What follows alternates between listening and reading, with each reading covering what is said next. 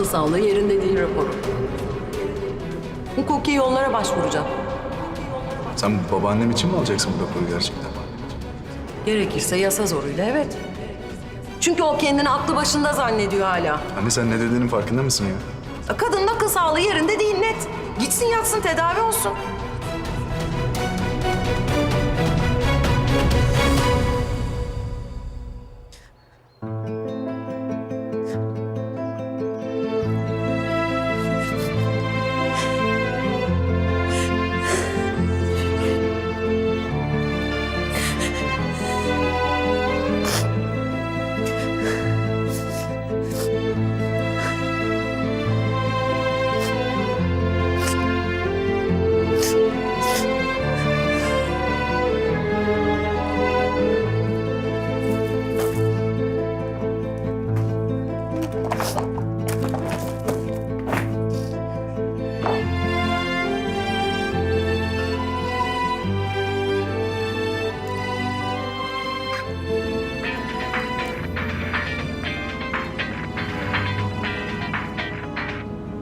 Efendim?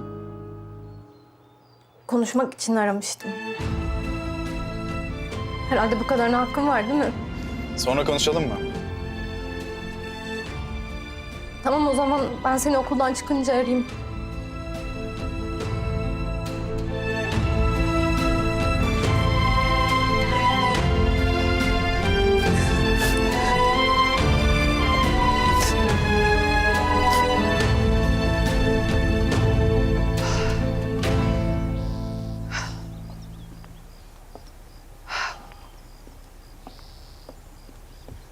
Mert.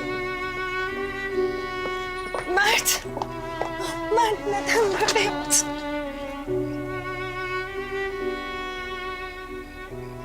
Ya kaybolsaydın. Ne yapacaktın o zaman tek başına? Mert'in arabasıydı ama. Kocaman resim vardı. Binecektim arabaya. O benziyordu sadece. Yavrum o reklamdı o.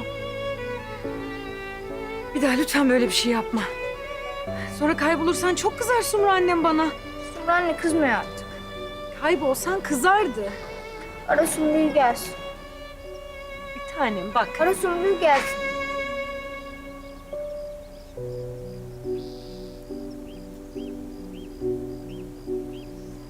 Tamam bak arıyorum.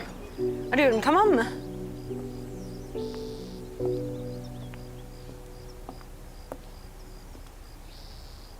Alo. Ne olur kızma bana bir dakika dur. Meryem. Yine kaçtın değil mi sen? Sumru sabahtan beri beni arayıp duruyor. Fatma sen gerçekten delisin ya. Başın çok büyük derde girecek, benden uzak dur. Ben zaten oraya gelmem ki. Ben sadece beni affetmeni istiyorum. Polis gelirse beni ele verme. Bak ne olursun yalvarıyorum. Allah'ından bul Fatma, ben sana daha ne diyeyim. Ama bak sana son bir lafım var.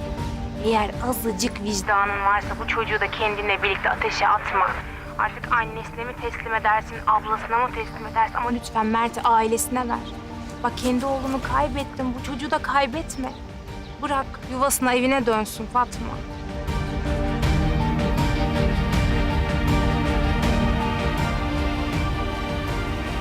Konuştum annenle. Mert hiç üzülmesin diyor. Ben mutlaka geleceğim diyor. Tamam mı? Hadi biz gidelim. Hadi gel. Hadi gidelim.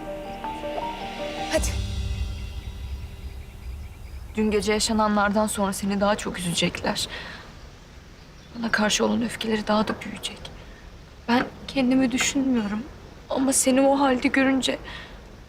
Acaba devam etmesek mi biz bu oyuna? Bu sabah biraz Cenk'le konuştuk. Cenk. Cenk'in bana karşı olan öfkesi daha da arttı şimdi. Senin beni kandırdığını düşünüyor çünkü. Cenk. Hoş geldin. Babaanne kusura bakma geç kaldım biraz. Malum annemle kahvaltı uzun sürdü. Peki, önemli değil çocuğum. Neyse Feride Hanım. Ben artık işimin başına döneyim. Her şey için çok teşekkür ederim. İyi ki varsınız.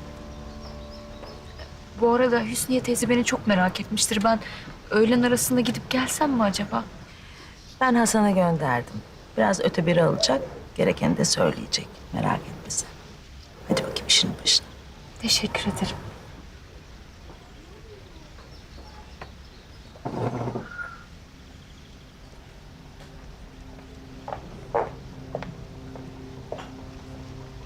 Ne anlattı da ikna etti acaba seni? Niye affettin ki hemen? Bir mantıklı açıklaması var mı bu söylediği yalanların? Ailesini hepimizden gizledi mesela. Var mı bunların mantıklı nedeni? Daha önemlisi hakikaten burada çalışma devam etmeyecek herhalde değil mi? Konuştuk oğlum. Bazı anlatamadığı şeyler olmuş. Ama onun da haklı nedenleri var. Haklı nedenleri var. Ya babaanne, bak kendine de bize de bunu yapma. Ne olur yapma. Onun haklı nedenleri hep olacak. Çünkü sen buna hep izin veriyorsun. Ya bak sonunda sen hayal kırıklığına uğrayacaksın. Lütfen düşün bunu artık. Benim için endişeleniyorsun sen. Merak etme. Güven bana lütfen. Peki babaanne. Peki.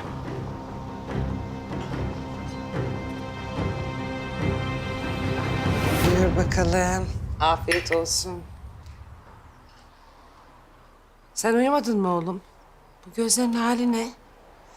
Abla, sen Azra ile Cansu arasındaki yakınlığı biliyordun değil mi? Yakınlık... yani? Yani bunlar üvey kardeşmiş. Evet. Abla niye söylemedin? Bir art niyetim yoktu be oğlum. Hasan'ın yaşadıkları canına yetti zaten. Sumur delisi bir taraftan. Mert'in durumu bir taraftan. Sonra Cenk'le Cansu'nun bir arkadaşlığı vardı. Azra arada kalmasın dedi. Abla, neden arada kalsın ki?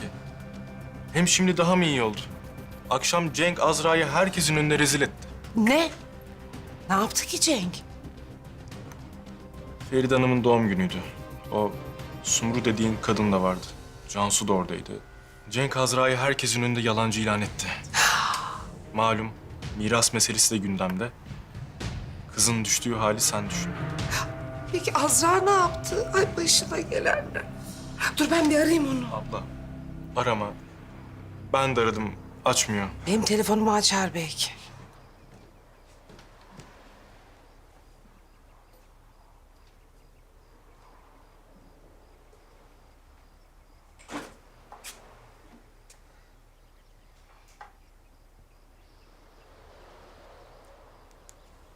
Açmıyor. Dedim sana. Şimdi ne olacak peki? Feride Hanım ne dedi? Feride Hanım bu olanlar karşısında rahatsızlandı. Öyle birden yığıldı kaldı ama sonra aldık yatırdık en son iyiydi. İşte o da beklemiyordu böyle bir şey. Şok oldu bir anda. Hiç gülmeyecek mi bu kızın yüzü? Allah'ım ne olur bir gün mutlu olsun. Ne kaderi varmış yavrum. Tamam abla. Üzülme sen de. Nasıl üzüleyim be Tarık? Sen bu Sumruları bilmezsin. Azra tatil için okuldan döndüğünde... daha babası ölmemişti. Kızın burnundan getirdi. Önce paramız yok diye beni koydu kapının önüne. Babası öldükten sonra da intikam alır gibi Azra ile Mert'i. Allah'ım sen sabır ver. Cenk de anlamadan dinlemeden bütün faturayı Azra'ya kesti. Ona da yazıklar olsun. Ama dur sen. Ben kapılarına gitmez miyim onları? Anlatmaz mıyım bir bir? Almaz mıyım Azra'nın intikamını? Abla, Allah aşkına bir de sen gidip ortalığı bulandırma. Lütfen. Tarık yeter artık yaptıkları. Elim kolum bağlı oturacak değilim Tarık. Tamam bir sakin ol. Azra da bir sakinleşsin. Hep beraber oturur konuşuruz. Aman diyeyim bak kafana göre bir iş yapma. Biz sustuğumuz için olmadı mı bütün bunlar?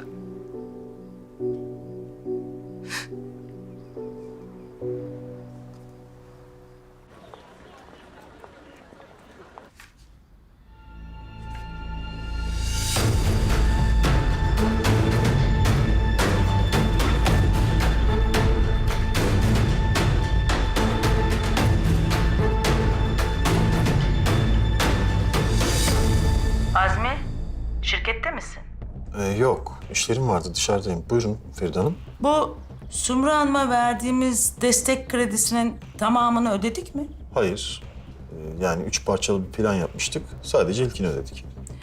Sumru Hanım'a desteği kesiyorsun Azra. Anlıyorum. Bu Azra Hanım'la ilgili galiba. Azra meselesi değil. Bu kadın hakkında devam eden bir soruşturma var. Sebebini biliyor musun? Küçük hasta bir çocuk onun yüzünden kayıp. Benim sebebi ne olursa olsun üvey evlatlarını acımasızca kapının önüne koyan günahsız bir sabiyi, kimsesiz bir kızı zor durumda bırakan bir kadına desteğim söz konusu bile olamaz. Anlıyorum ama ortada bir sözleşme var. Nasıl yapsak? Pes edeceksin. Tamam. Tamam, ben hallederim Feride Hanım.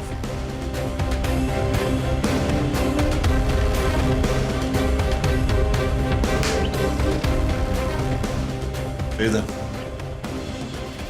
Şimdi Ahmet iyice artıyor. Bu kız yüzünden sadece ailesine değil, bu kızla bağlantılı herkese savaş açacak kadar akıl sağlığını yitirdi. Şimdi ne demek istediğimi anlıyor musun Metin? Evet. Büyük ihtimalle erken buna ama. Maalesef. Dur bakalım. Hakimle de işte işi konuşacağım. Aman Metin, geç kalmayalım. Bunca mal mülk aklını yitirmiş bir kadının elinde. Feride Hanım bu konuda bir vasiyet yazdı mı? Ya da ortada resmi bir belge var mı? Kesinlikle var. Ama kasada saklıyor. Yakın zamanda da çıkaracağını hiç zannetmiyorum. Anladım. Söz konusu kıza yani Azra'ya bir para ya da mal devri gibi bir şey yaptı mı? Rutin ödemeler var. Yardım kuruluşlarına bağışlar. Aşevi ile kendisine bağlı vakıflarla ilgili bir belge hazırlatmış. Avukattan öğrendim. Devir teslim belgesi Metin. Kime, kimlere onu henüz öğrenemedim. Bir de açıktan kestirdiği hamiline çekler var.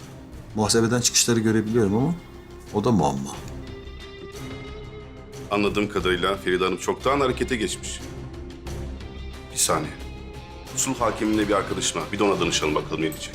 Lütfen Metin. Bak, koskoca Çelen grubunu bir anda dağıtıverecek kadın.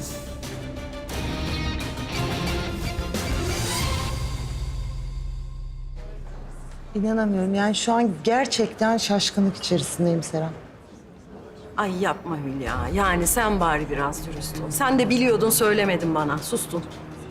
Serapcığım inan bana şu an öğreniyorum. Hem ben sana böyle bir şey niye söylemeyeyim ki? Ay Hülya sen Azra'nın bizim restoranda çalıştığını da mı görmedin? Yani yapma lütfen. Serapcığım evet gördüm. Yani kusura bakma da Azra Amerika'da aşçılık eğitimi gördü. Yani bana hiç garip gelmedi ki bu durum.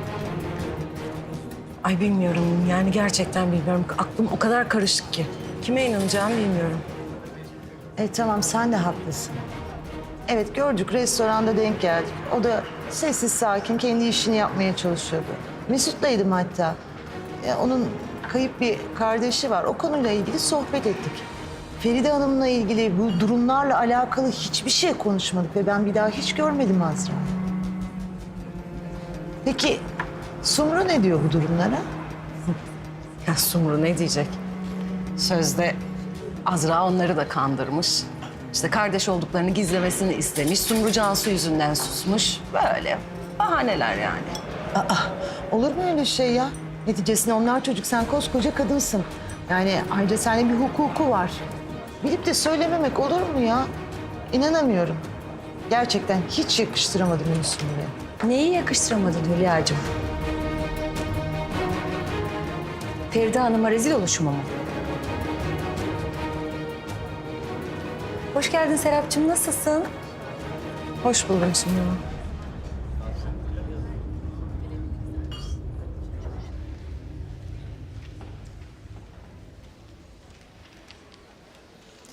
Vay be. Ne geceydi ama. Aşk, ihtiras, intikam. Ne ararsan var vallahi. Ben babaanneme üzüldüm.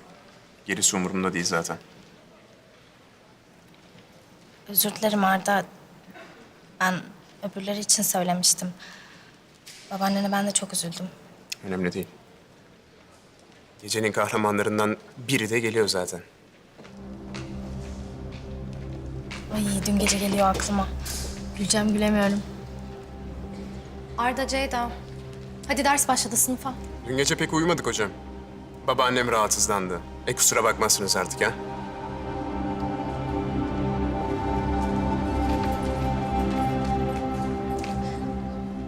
Ceyda sen hadi sınıfa git. Arda da gelir birazdan. Peki.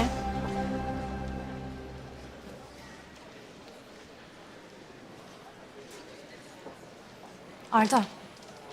Dün gece sana ve ailene yaşattıklarımız için kendi adıma özür dilemek istiyorum senden. Özür dilemen gereken kişi ben miyim?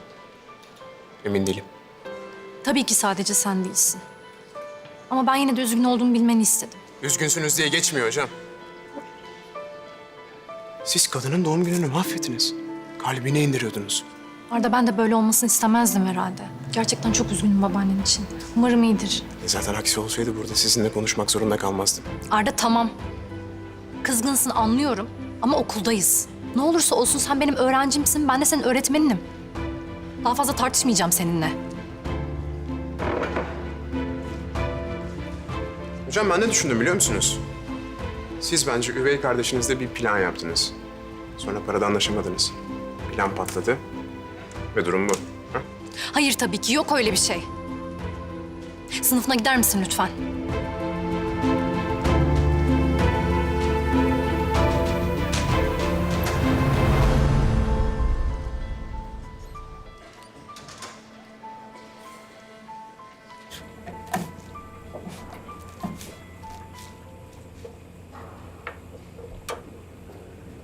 Bravo.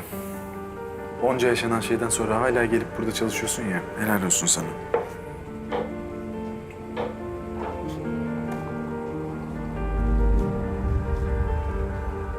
Bak, maydanoz sapları kalmış bunların arasında, dikkat et. Pardon. Yani bu iç malzeme az gibi geldi bana. Ölçü kullanmıyor musun sen? Kullandım şef. Ölçülü hepsi. Yetmezse o zaman konuşuruz.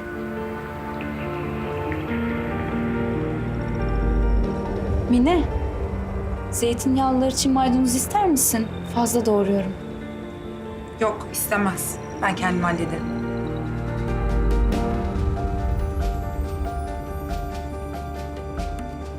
Cenk, dalyan köfteye başlayacağım. Vaktim var. Yardım ister misin? Yok ya sağ ol. Hallediyorum ben.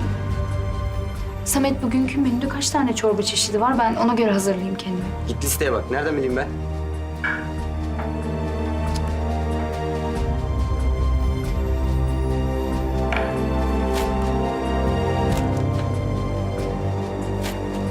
Yani gerçekten hayret bir şey ya.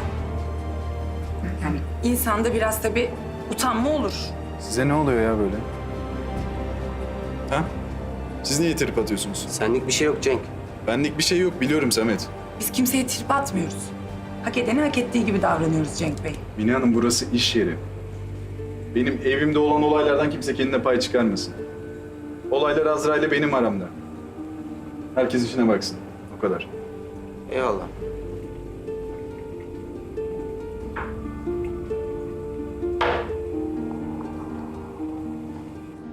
Vallahi Serapcığım söyledim işte yani. Eğrisiyle doğrusuyla oturdum anlattım sana. Başka bir şey de yok. Yine de böyle olmamalıydı Sumru. Bunları bana daha önceden söylemeliydin. Sonuçta Azra'nın haberi bile olmazdı. Cansu'ya da ben belli etmezdim zaten. Çok haklısın. Yani çok haklısın. Ne diyeyim? Ben sana da ailene karşı da çok mahcubum. İnan elimden bir şey gelse yapacağım ama elimden hiçbir şey gelmiyor. İyi de Sumru bana da bir şey söylemeli. Şimdi burada sadece Azra'yı suçlamak doğru değil bence. Hülya sen Azra'nın ne yaptığını farkında mısın? Çelen mirasına göz dikti. Herkesi kandırıyor. Hadi bana inanmıyorsun. Serap da mı yalan söylüyor? Ben Serap yalan söylüyor demedim. Yani Azra da eğer böyle bir şey yaptıysa ona da söyleyecek lafım yok zaten. Ama şu anda bizim daha makul ve mantıklı davranmamız gerekiyor. Yangına körükle giderek Serap'a iyilik yaptığını düşünmüyorum. Ben yangına körükle falan gitmiyorum. Sadece durumu anlatıyorum. Serap'ın yaşadığı durumu da hafife alıyor değilim. Ama ben de çok mahcup oldum Feride Hanım'a. Bunu söylüyorum. Tamam. Tamam bence hiç boşu boşuna bunları konuşup birbirinizi kırmayın. Kayınvalidem bu sağlıksız tutumu evi alt üst etti zaten. Yani hala bunu da yapmaya devam ediyor. Şöyle bir şey düşündüm Serapcığım. Acaba Feride Hanım'la bir de ben mi konuşsam? Belki daha da sakinleşmiştir şimdi ha? Yok yok buna gerek yok bence. Daha da önemlisi. Şimdi sonuçta ortada bir kız var ve bizi kandırmaya çalışıyor. Ki sen bunu çok iyi tanıyorsun Sumru. Çünkü senin kızın bu. Evet tanıyorum. Ve yaptığı düpedüz dolandırıcılık başka bir şey değil. Dolandırıcılık mı? Bu kadar ağır ithamlarda bulunmasak sonra. Vallahi benim de dilimin ucuna kadar geldi ama söylemedim. Sumru haklı. Hah. Şimdi Sumrucuğum, ben senden tek bir şey istiyorum. Ben bu konunun peşini bırakmayacağım. Ve lütfen sen de Azra konusunda arkamda dur. Yarın öbür gün dava açtığımda ihtiyacım olursa senden tanıklık etmeni isteyeceğim. Anladım. Tamam. Ben sözümün arkasında zaten hep dururum. Bana güvenebilirsin. Güzel. Bunu duyduğuma sevindim. O zaman ben müsaadenizi istiyorum çünkü işlerim var, kapmam gerekiyor. Ben de geleyim seninle. Alışverişe çıkacağım. Tamam. Konuşuruz yine. Oldu? Görüşürüz Sumru.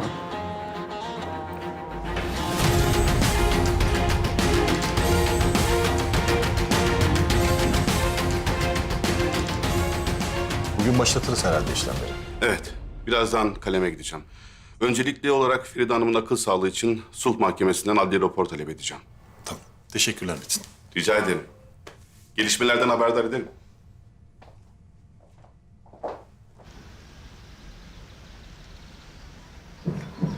Tebrik edecektim, şef geldi kusura bakma.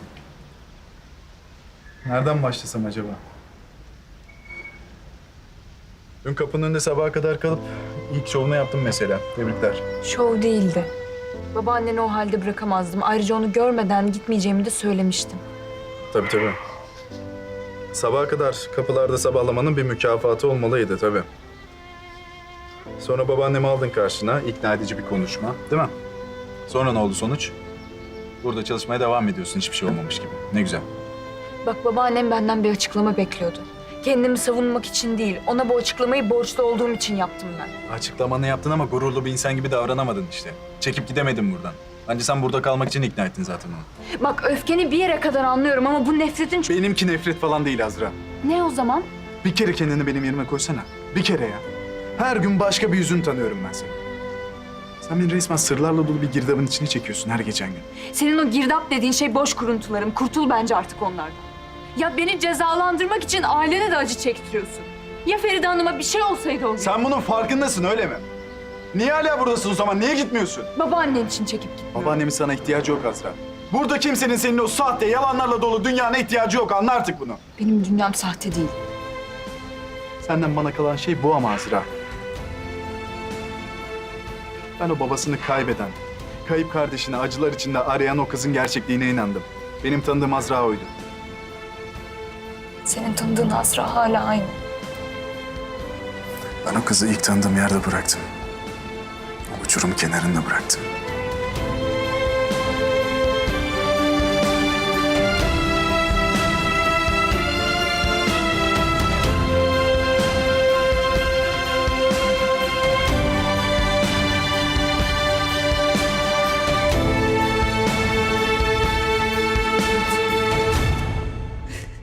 Ağlama gülüm. Konuşursunuz Azra'yla. Açar telefonunu. Şu haline bak. Sanki kız öldü. Tövbe. Ya öyle deme Nazım. Feride Hanım şimdi onu işten de atar. Hüsnü Hanım'ın yanında da kılamaz. Ortada kalır gene kız. Tam ben böyle işi oldu, evi oldu diye sevinirken şu olanlara bak. Ya hep kumru yapıyor bunları biliyor musun? Ben ona kızınca sus diyordun. Ana, Azra'nın mirası da yalan oldu. Sen hala miras mı diyorsun ya? Ben kızın önündeki 2 lokma ekmeği diyorum, sen ne diyorsun? Ya gülüm ben de aynısını söylüyorum. Miras lafın gelişi. Feride Hanım ne güzel bakıyordu kıza. Şimdi kapının önüne koyar kumru gibi. Kumru deyip durma şuna. Hayvana hakaret, Sumru onun adı. Canım ha kumru ha sumru. Azra seni aramadan duramaz. Konuş güzelce. Gelsin bize. Hem bak, Mert'i kaybeden de ben değilmişim. Kumruymuş. Azra bana kızgın değildir artık değil mi?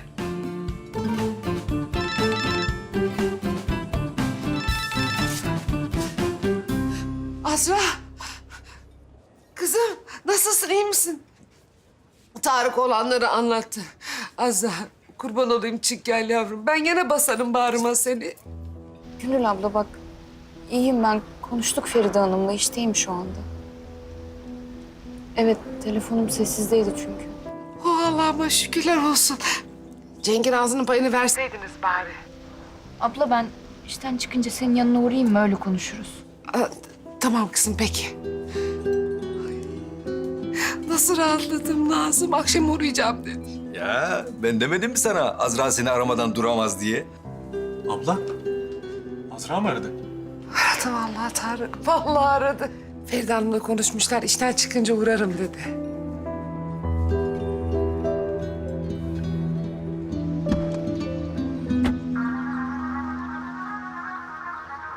Alo Meryem.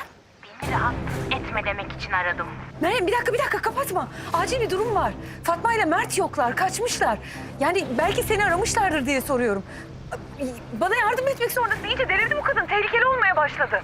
Ben sana buradan gitmeden uyarmaya çalıştım seni ama sen beni dinlemedin. Fatma beni aramadı, aramaz da zaten. Ben sana verdiğim sözü tuttum. Lütfen sen de beni arayıp rahatsız etme artık. Meryem bir dakika kapama. Yüzünü kapat istersen. Ben sana ne yapacağımı bilirim.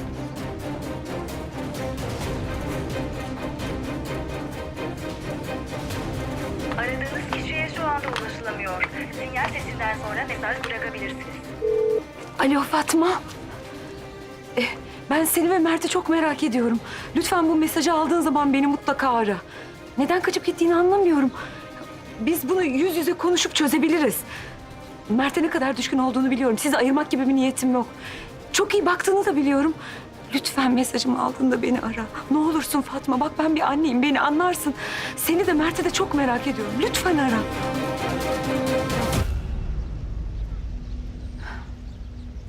İnşallah arar.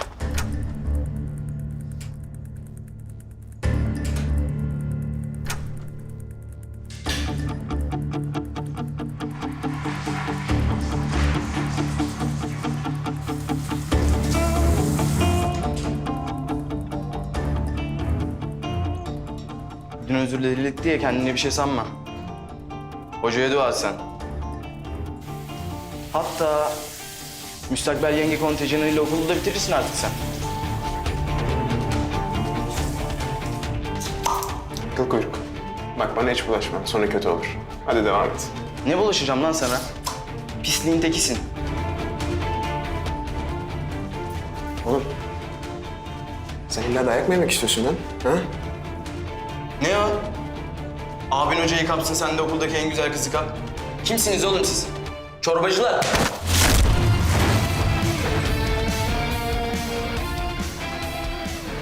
Bu uyarıydı Tunç. Daha fazla kaşınma istersen.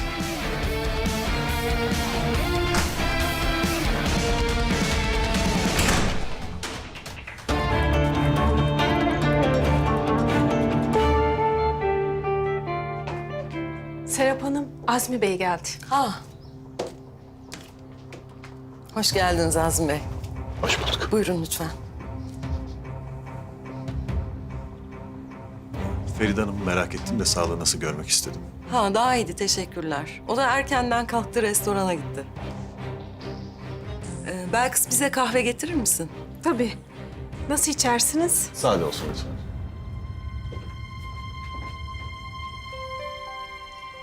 Feride Hanım'ın evde olmadığını biliyorum. Sabah telefonda konuştuk. Ne oldu, ne dedi peki? Sumru Hanım'a takmış kafayı. Desteği kesmek istiyor. Eyvah! Sumru bize lazım Azmi Bey. Eğer anlattıkları doğruysa Azra'dan kurtulmak için en iyi tanığım o benim. Biliyorum. Daha görüşmedim zaten. Yarın görüşeceğim. İşte bir şekilde anlatmaya çalışacağım mecburen.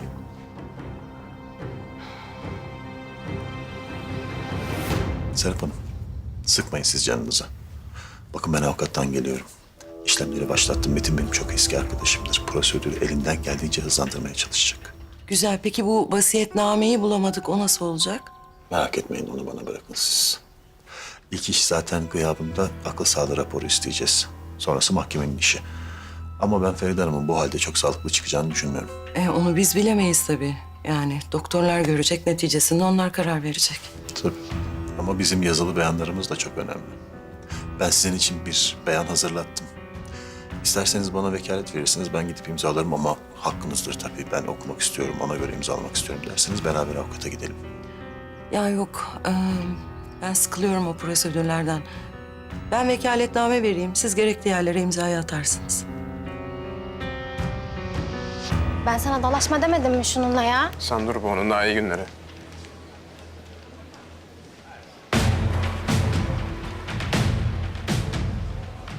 Yakışmış. Bak hala yapıyorsun ya. Hadi çıkalım şu okuldan olay çıkmadan lütfen.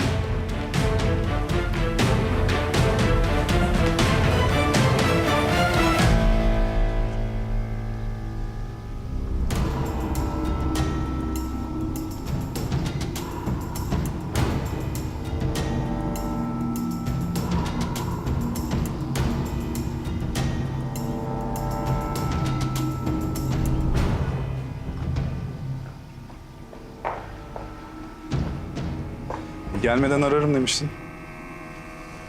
Konuşmak istemediğini bildiğim için habersiz geldim. Tamam gel konuşalım. Azra hala burada mı? Ya rahatlığa bak ya, pes yani. Niye aynı yalanın içinde değil miydiniz?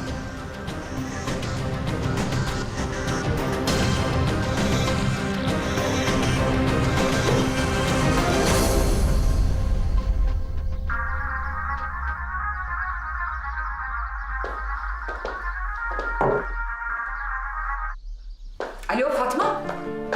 Neredesin sen? Parktayız Sumru Hanım. Mert salıncakta. Eğleniyor. Rahatlığa bak be. Parkta mısınız? Hasta mısın kızım sen? Çocuğu alıp nereye götürdün? Evimi açtım sana. Çocuktan da ayırmadım. Daha ne istiyorsun? Yani mesaj bırakmışsın bana, merak etme diye aradım. Bak Fatma, seni buldurtmam an meselesi. Yakalatırım, haberin olsun. Sen hiçbir şey yapamazsın. Ayrıca kızınla ne konuştuğunuzu duydum. Mert'i ablasına teslim edecekmişsin. Benim de icabıma bakacakmışsın. Ben deli olabilirim, raporum bile olabilir ama aptal değilim. Bak Fatma, seni yakalarsam çok kötü yaparım. Niye kızıyorsun ki? Ara polisi. Polis gelsin, beni bulsun. Ben de onlara her şeyi anlatayım. Başından beri olan her şeyi. Mert'i bulduğumu, ona baktığımı, teslim etmek için seni aradığımızı, bana yolladığın mesajı göstereyim. Bence hangimiz daha masum? Artık polisi, hakimi karar verir. Fatma, yerini bulur. Alo. Alo. Kahretsin, deli kadın. Ya yeter ya, yeter. Dayanamıyorum artık. Ben kime ne yaptım ki bunu yaşıyorum? Ben kime ne yaptım?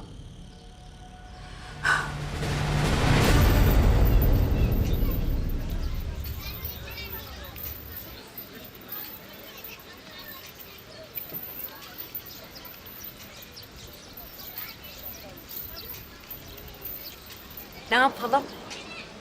Gidelim mi? Tamam.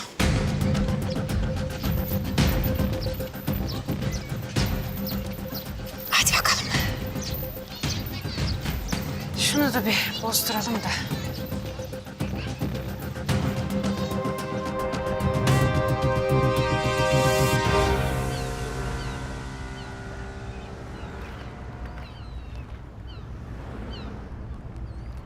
Azra kim Cansu? Ne oldu ne bitti öğrenmek istiyorum artık.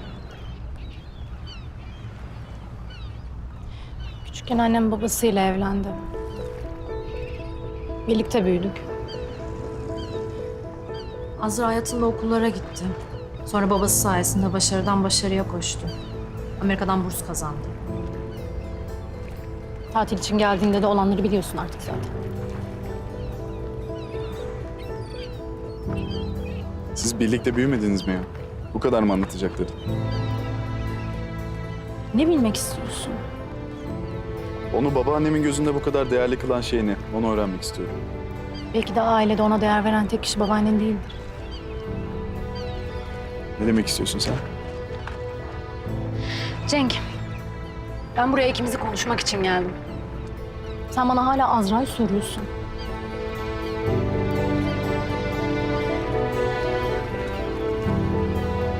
Çünkü babaannemi kandıran kişinin kim olduğunu tanımak istiyorum Cansu.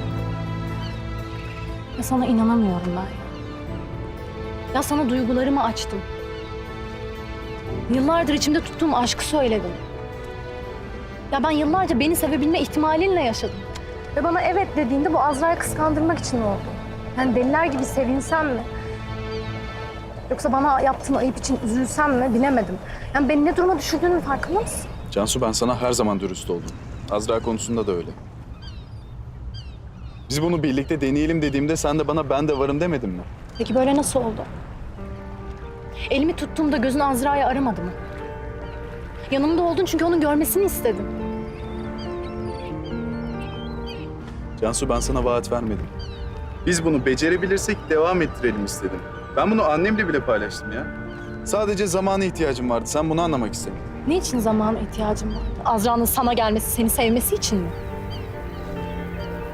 Sen ne dediğini bile bilmiyorsun. Bir kere ben Azra'yı gerçekten isteseydim, bütün ailemin önünde yalanını ortaya çıkarır mıydım?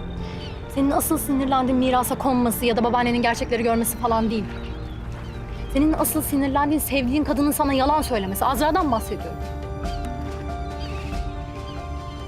Yanılıyorsun. Doğru söylediğim ikimiz de biliyoruz bence Cenk.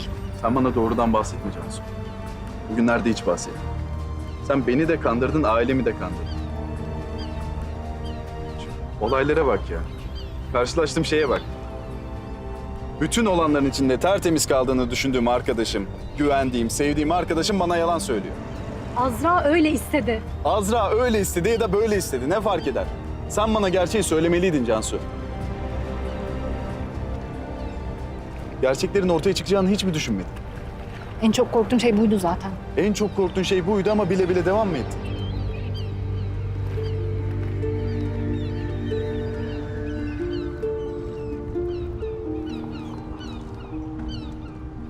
Ben bu arada bu olayları size gelmeden önce biliyordum.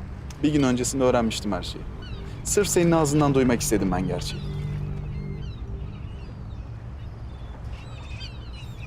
Ne yaparsam yapayım olmayacak değil mi Cenk? Ne yaparsam yapayım beni sevemeyeceksin. Ona baktığın gibi bana bakamayacaksın değil mi? Heh. Ne oldu şimdi bütün bunlar ortaya çıkınca vazgeçiyorsun değil mi? Pes mi ediyorsun? Hayatta Azra hep benim önümdeydi.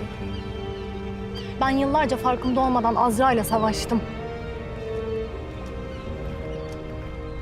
Hikayeye bakılırsa ya en son kaybeden Azra olacak değil mi? Çünkü sen savaşmak yerine kaçmayı tercih ediyorsun. Ben kaçmıyorum. Aksine hayatımda hiç olmadığım kadar güçlü hissediyorum kendimi.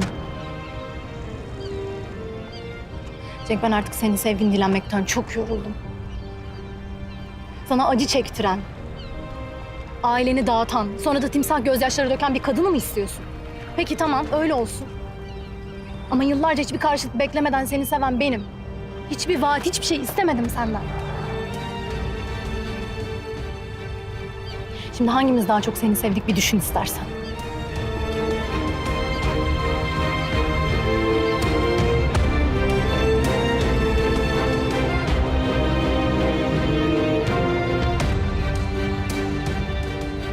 Kuzum, Azra, bak nasıl bir şeyin içindesin bilmiyorum ama şu aileden uzak durup sadece işinle gücünle meşgul olsan. Öyle yapıyorum zaten abla. Merak etme.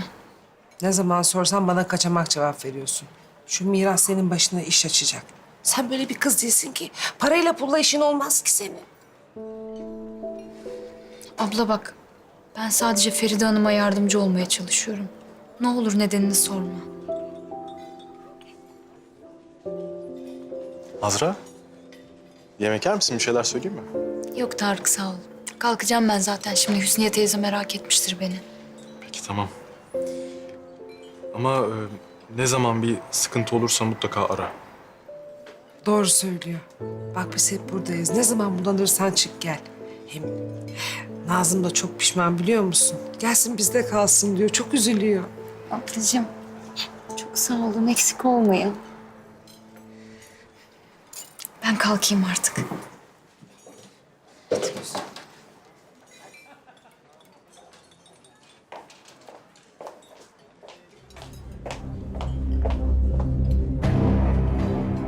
Baba, hayırdır? Bir konuşalım mı evlat? Tabii otur.